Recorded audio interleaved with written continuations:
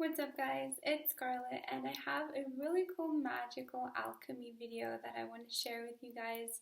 It is one of my favorite plants and it's really magical how it works. So I want to share this with you guys because some of you asked for more rituals and things for prosperity. And I also wanted to share how alchemy and magic is tied into Tantra. And so I'm going to show you this really simple prosperity ritual and its historical significance, as well as how it can bring more prosperity, love, and abundance or protection into your life. So magic and alchemy is actually related to Tantra because Tantra itself is alchemy of the body. And an alchemist is someone who transmutes lead into gold, or someone who is basically a chemist. So alchemists predated chemists, and they were sort of more the mystical and spiritual chemists. But then as time went on and people lost their connection to spirituality, it turned more into just base scientific chemistry without the idea of consciousness and the spiritual aspect of materials and transmutation. The whole premise of alchemy is that an alchemist is transmuting and transforming something. So the same way that they tried to transmute lead into gold, it's not just a material thing, it's looked at as a symbolic act.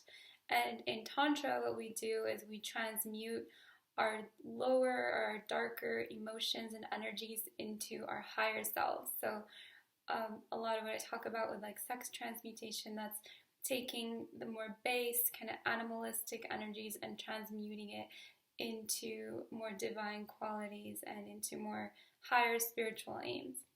If you guys like alchemy and magic videos, make sure to check out my Patreon where I share more tantric rituals and meditative practices. So this rose of Jericho, there's different roses of Jerichos out there.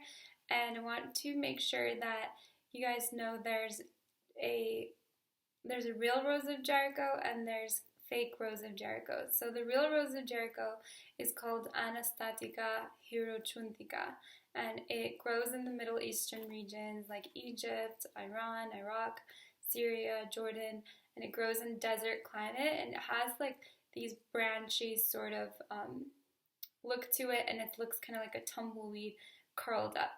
The fake rose of Jericho, which you see in most New Age shops, is Selaganella lepidophylla.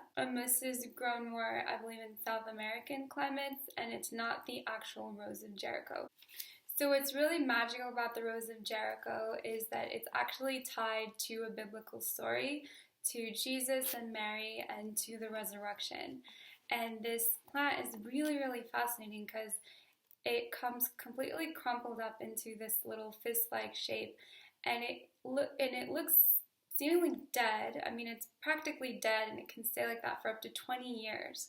And you put it into a bowl of water, and within hours, it comes to life, and it spreads out, and in a day or two, it starts sprouting small little green sprouts. And so the alchemy of this plant is when you focus on it and you do this ritual, and you do prayers with it, and you focus your intention, is you're actually seeing the energy of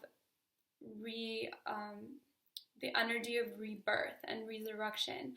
So this energy is kind of like a quantum focal point and a manifestation for you to rebirth and like restart prosperity in your life or love in your life. In the Middle East, this plant is really connected to fertility rites and to birth remedies. They actually use it as a tea for different ailments and for mucus and arthritis. But a lot of it's sort of for feminine kind of birth fertility use. It's connected to so many different spiritual traditions and religions. Catholics actually use this plant, and it's also called the resurrection flower and the rose of the Virgin, and it's connected to Mother Mary, which is why it has a strong affiliation to fertility and birth. And for those of you who know alchemy, Mother energy is connected to fertility and birth and abundance. So the reason it's called a resurrection flower is because it's said that this rose was in bloom and that once he was crucified, it died and shriveled up, and then when he was resurrected, it bloomed again 3 days later. So it's really interesting because it's tied to this biblical story, but it's also used in a lot of other traditions. It's used in conjure, in voodoo, in hoodoo traditions, usually tied to prosperity and abundance.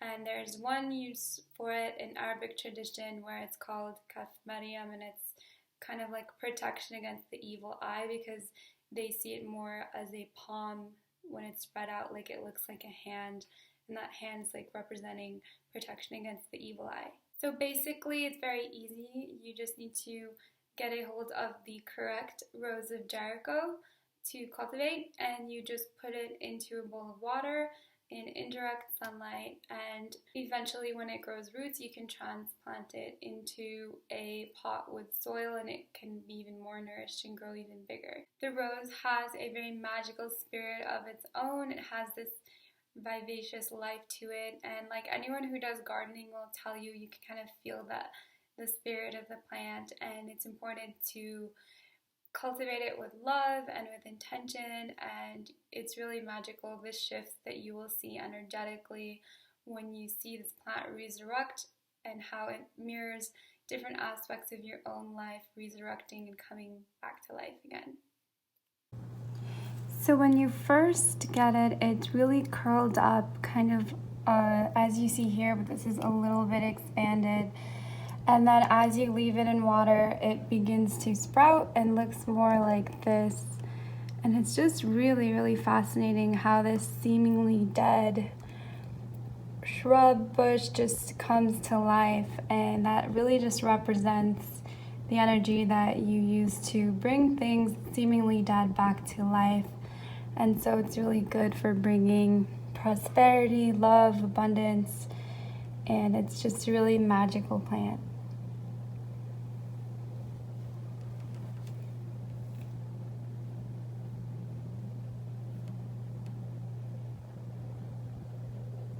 Thanks for watching. I love sharing videos on alchemy and esotericism and how it ties into Tantra and ritual and tradition. Please like, share, and subscribe, and I'll see you in the next video.